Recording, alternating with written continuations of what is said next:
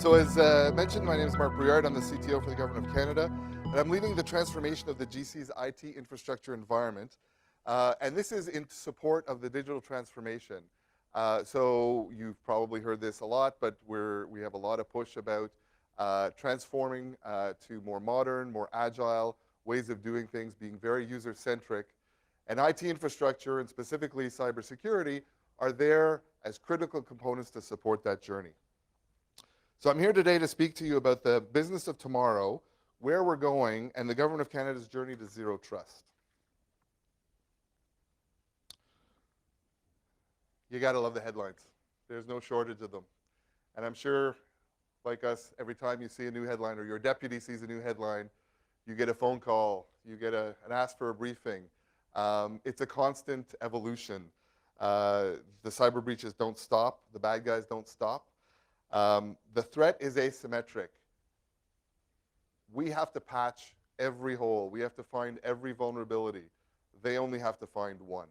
So it's a constant battle. Technology keeps evolving, and organizations are still struggling to do basic hygiene.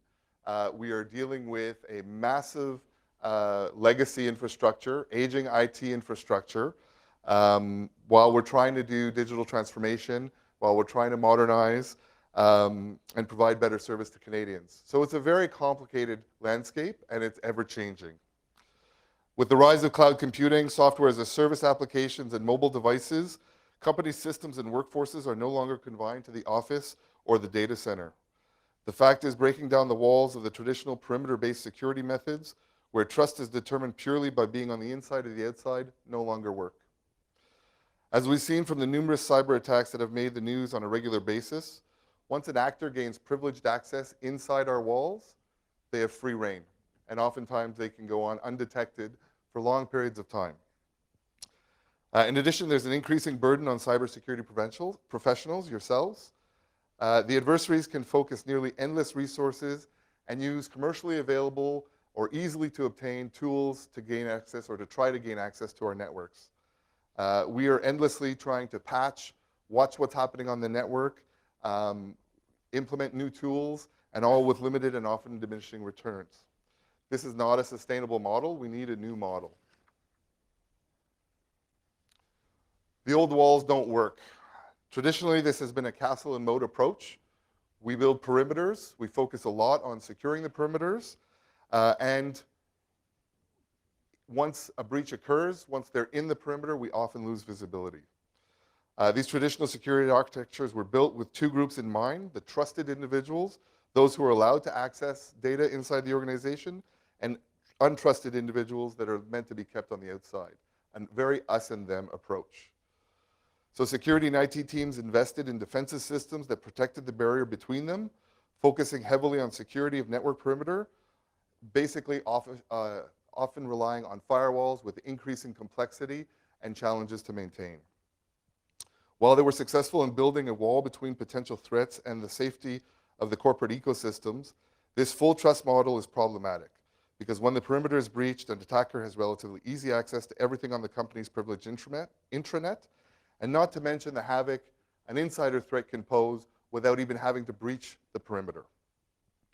The thinking that the four walls of a company were protected, then threats would be neutralized before they come anywhere near our core IT infrastructure is false. The advent of bring your own device, mobile devices, cloud computing, and API accessible systems has blurred those traditional barriers and made the environment even more complex. Additionally, adversaries continue to find creative methods of getting around perimeter security, such as social engineering attacks that manipulate users into giving away their credentials. We've all seen this: phishing attacks, social engineering. The user is often the weakest link, and yet once the perimeter has been breached, we have no visibility into that. The network expansion and adversary creativity requires increasing numbers of firewalls with complex inspection specifications, which is cost-intensive and with diminishing returns. Not to mention the impact this has on the performance of our networks and the impact on the user experience. Perimeter security rapidly devolves into a game of whack-a-mole, where firewalls must constantly be adjusted to account for an expanding set of authorized entrants into the network and acceptable traffic in and out of the network. These firewalls will frequently duplicate efforts, creating burdensome and costly infrastructure that is largely ineffective, and also very hard to debug when we have to find problems. At the same time, privileged users with access to large numbers of systems and their high-value information have become an obvious point of attack, and their identities and credentials are under constant threat. Unfortunately, with these realities, keeping malware out of our enterprise environment is a losing battle. So where do we want to go? In a cloud and mobile world, more people want access to more resources and data from more devices and locations than ever before. The increasing adoption of mobile technologies has resulted in a remote workforce where work is increasingly done outside the corporate network.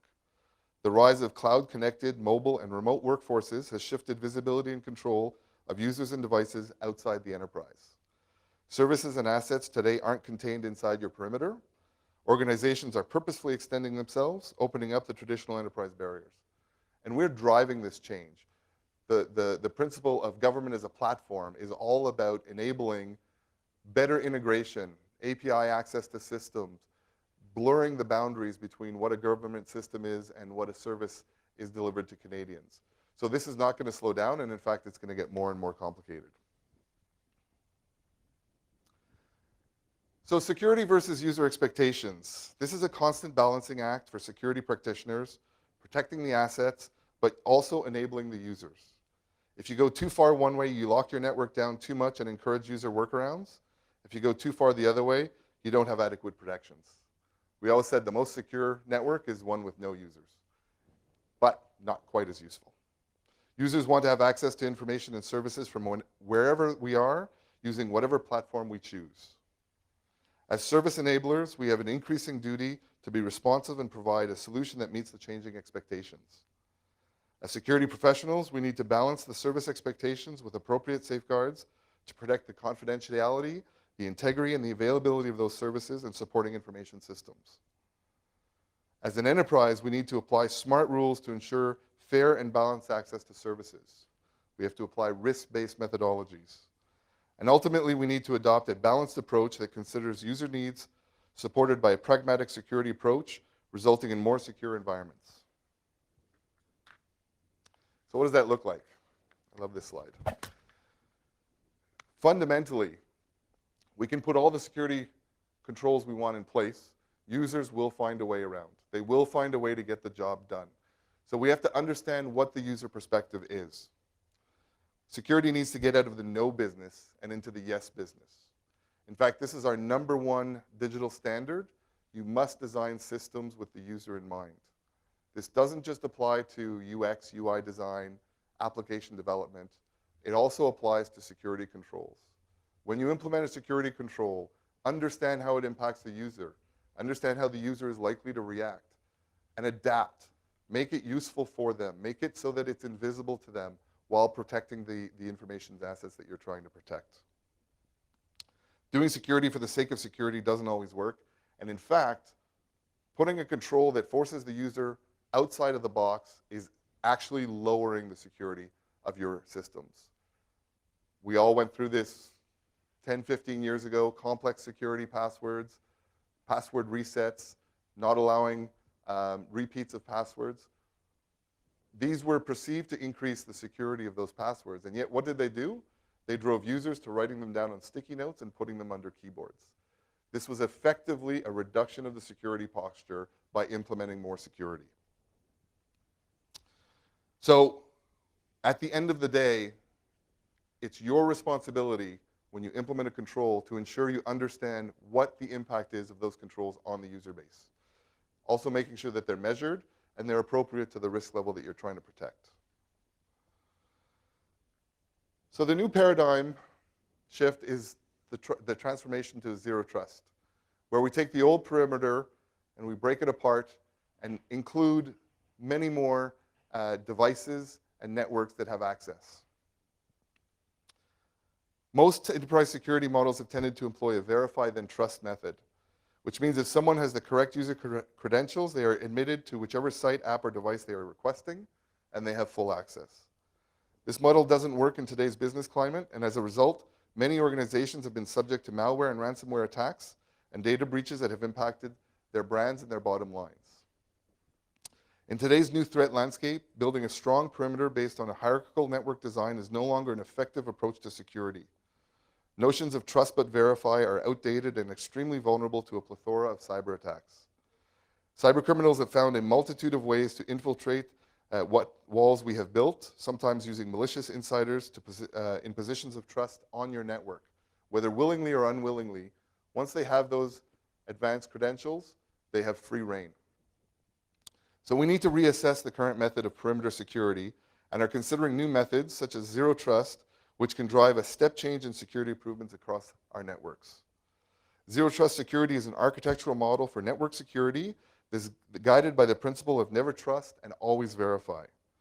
Zero trust moves away from the perimeter approach and instead assumes, what the name would suggest, that the network is assumed compromised. Imagine building an application security model where you assume that there was zero other security on that network. There were zero firewalls, there were zero other credentials.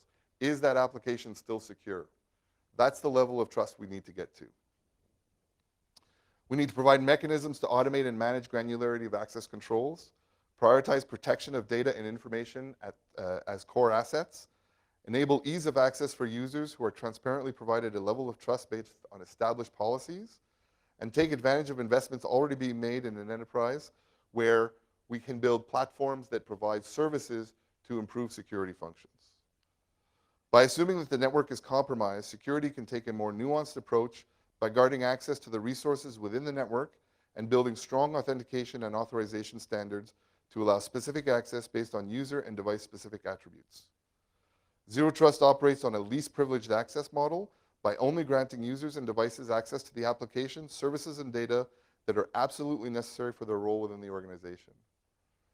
So for all my GC colleagues, how many of you are in organizations where you have provisioning systems that automatically react to HR events, such as someone getting transferred to another department? Does anyone have that? So automatically we know that events are taking place, changes are taking place to the needs to access the network and the systems on it, and there's no real-time controls that monitor that. So automatically we know that there are people that have access that no longer require it. We need to address those issues and make sure that only the people who have a need to know and a need to access are granted roles on the systems. Zero Trust moves us to a more data-centric approach, protecting data as the core asset while also ensuring ease of access, transparency to users. So in our target state, we would have a balance of protection and availability of GC data across the network, requiring mechanisms that ensure access is granted only upon verified trust of both the device and the user. Context matters. The user may have the right credentials, but if they were in Ottawa this morning and China this afternoon, that's probably a flag. If they were working from a trusted device and now no longer have a trusted device, that may be a change in the risk posture. Being able to react to those changes in the ways that users are accessing the systems is critical to providing enhanced security. All access to GC resources would be completely authenticated, authorized, and encrypted. Granular controls of GC resources would be wholly enforced, and the end result would allow clients to work securely from any location. So what are some of the principles of Zero Trust? The network is always assumed to be hostile. Always assume that there are threat actors on your network. External and internal threats exist on the network at all times. Network locality is not sufficient in deciding trust for a network. Assume that someone may have compromised that location. Every device, user, and network flow is authenticated and authorized. Understand what the flows should be. What is the normal pattern of operation? There are some very, very basic controls that can be put in place just by using logic of saying, this system is accessed by this group of people from this location, and there's really no need for anyone outside of that pattern to access it. Put a control in place that notifies you if someone tries. It may be a valid use case, but it may also be an indicator of a threat. And then policies must be dynamic and calculated from as many sources of data as possible. So again, looking at the signals, looking at the ability to gather the information that we have now on how people are accessing our networks and our systems allows us to significantly increase our detection of anomalies.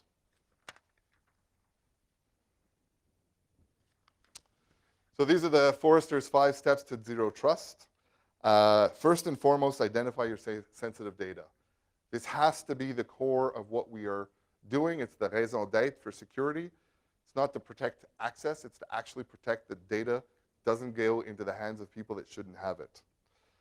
So implementing classification systems, data loss prevention systems, even using AI to do auto-classification, recognizing documents and data structures that have sensitive information. There's a lot of technology in this space.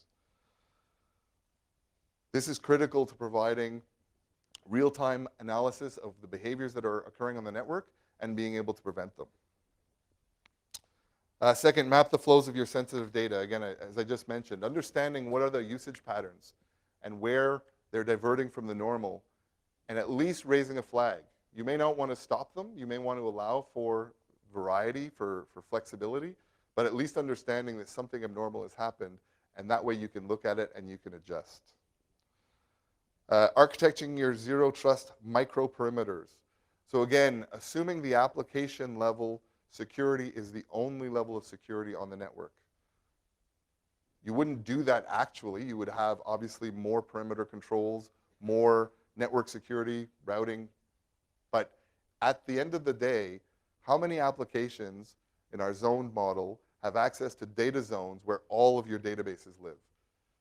This doesn't make sense if the application only ever talks to one database. So micro-zoning and the ability to have flexible software-defined zoning gives you not only the opportunity to increase the security, but it gives you the flexibility to move those applications around without having to completely re-architect the security model.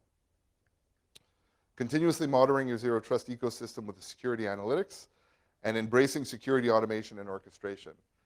So looking at SIMs, looking at building able to build correlation and extract threat patterns so you can implement new controls. The cloud is a huge opportunity to start working in this direction. In the cloud, you can turn on a firewall, you can activate software-defined networks, you can try new things all at the push of a button. You don't have to buy new hardware, run a pilot, put it in a lab, see what happens. You can do that virtually in the cloud environment very quickly and learn what works and what doesn't. Also, working with the business to create these relative controls is important. The business owners will understand what those behaviors should be and shouldn't be, and they can give you valuable insight on how to design these micro-perimeters.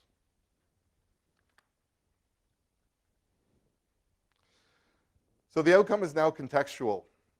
We talked about verifying the user, giving access based on what we know about a user at that point in time. Are they still employed in the organization? Have they changed jobs? Has their role changed? You need to be able to have those signals. Identity is the new perimeter. It really comes down to who is trying to access what. We have several initiatives, both internally and externally, that are trying to improve this. ICAM, privileged access management. These are all things that are going to give you tools at an enterprise level that you'll be able to implement to better manage your identity, your user's identity. Then validating the device, device-based identities, security tokens, host-based protection, application whitelisting. These are all things that can control the behaviors of the applications and minimize the risk that malware gets installed and does things that it shouldn't do. Then determining trust. That's really about dynamically putting all of these information signals together and assessing at that point in time from that location for that user what access permissions they have.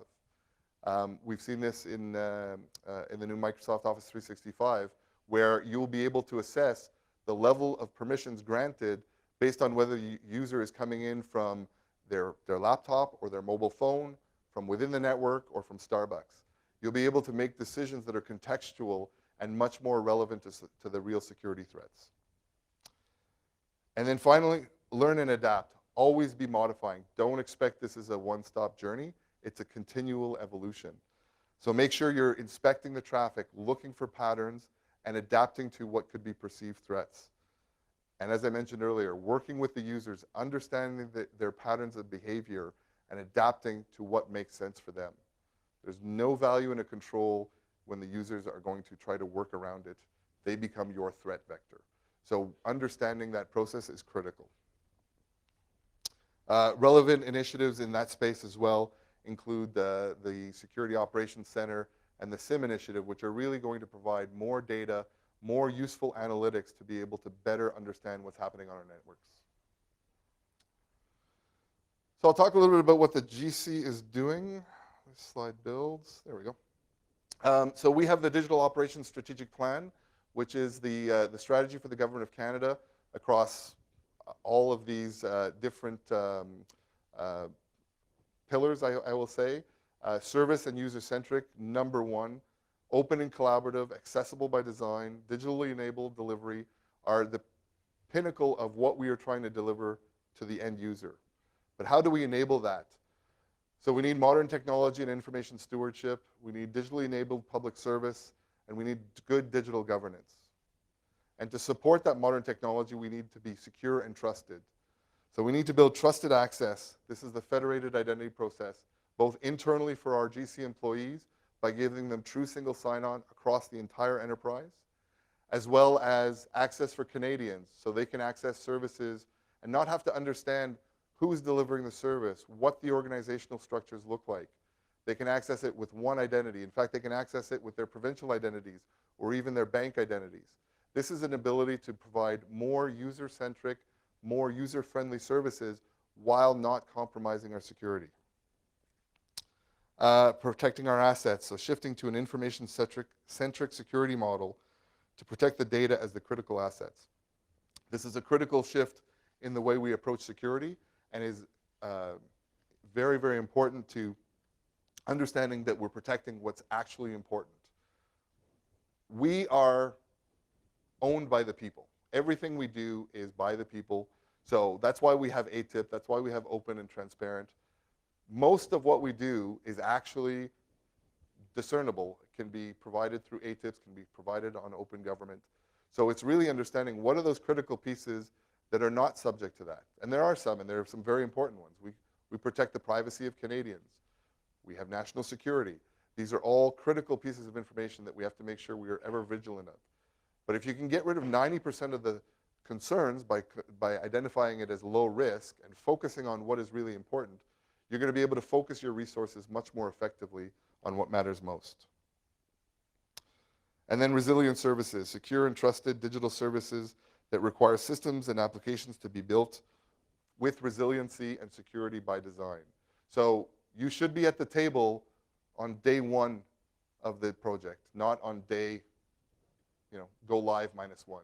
It's necessary that we consider security by design from the beginning, especially in a zero trust model. We're building in that security capability, the provisioning of user roles directly into the functionality of the application becomes critical to providing that full security picture.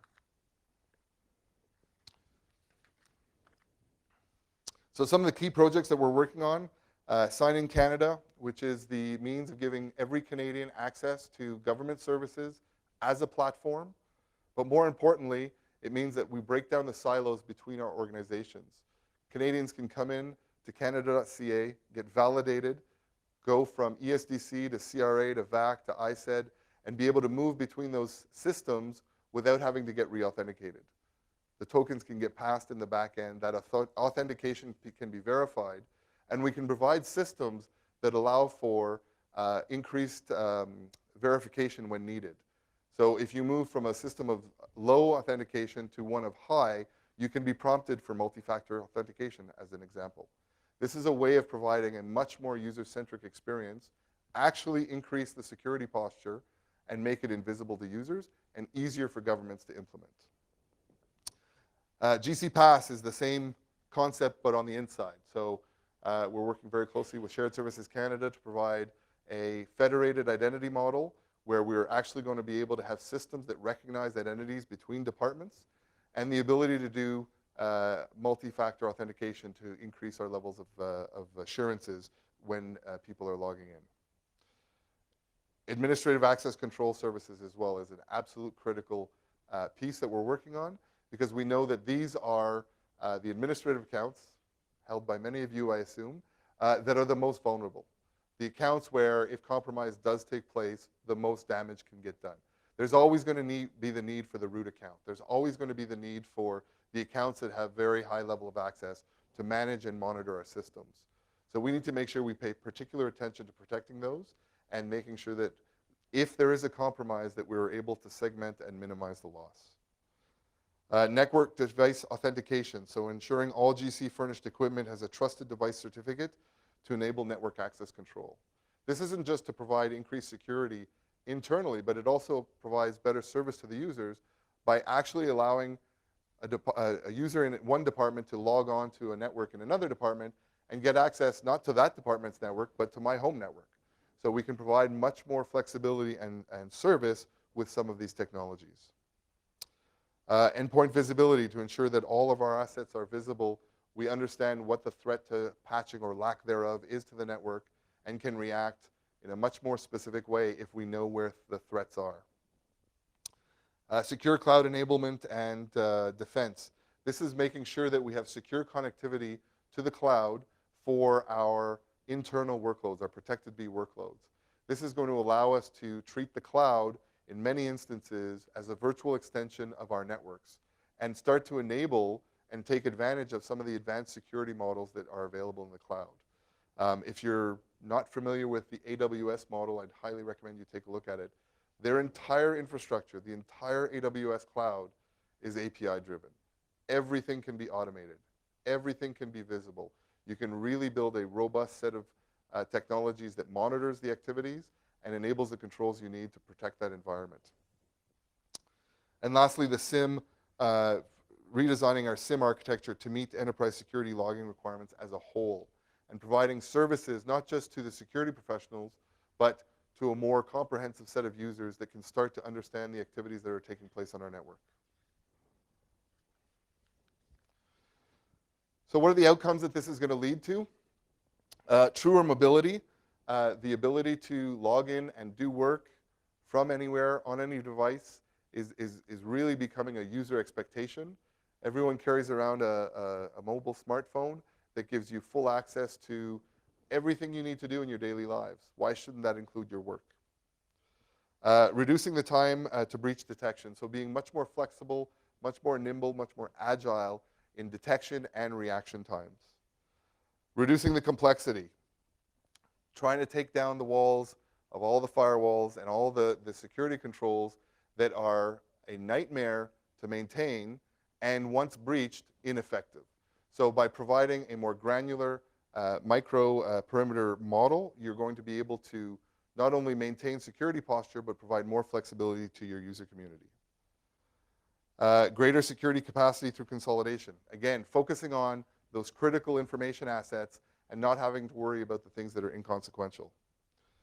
Adaptive security based on context, so auto provisioning, dynamic role provisioning, and the ability to react to the information signals that you're getting on the network. And lastly, the confidence to trust that the network is providing the security we need at all times based on the fact that it's, we call it never trust, always verify. So fundamentally, we're providing users the services they want in the most efficient way possible while providing the right security levels commensurate to the current risk levels. So it's not about a one-size-fits-all. It's really about at any given time, what are the security controls required in the model?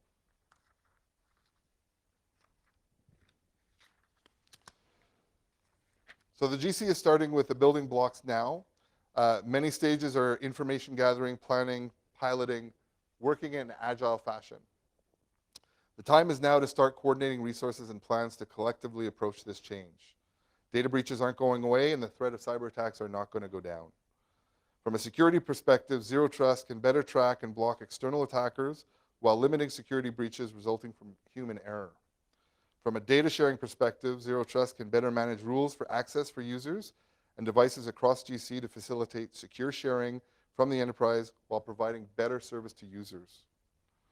Furthermore, the network design and flexibility of Zero Trust will help the GC more rapidly adapt and implement critical network technologies and enable and enablers ranging from cloud computing to artificial intelligence and machine learning. And lastly, we're here to help. So if you're looking at any of these things and you want to consider them, I'll introduce my team, Imran Bashir and Po T. Duncan. If you don't know them, they're here to engage in these conversations and help you try to move these things forward. Thank you very much.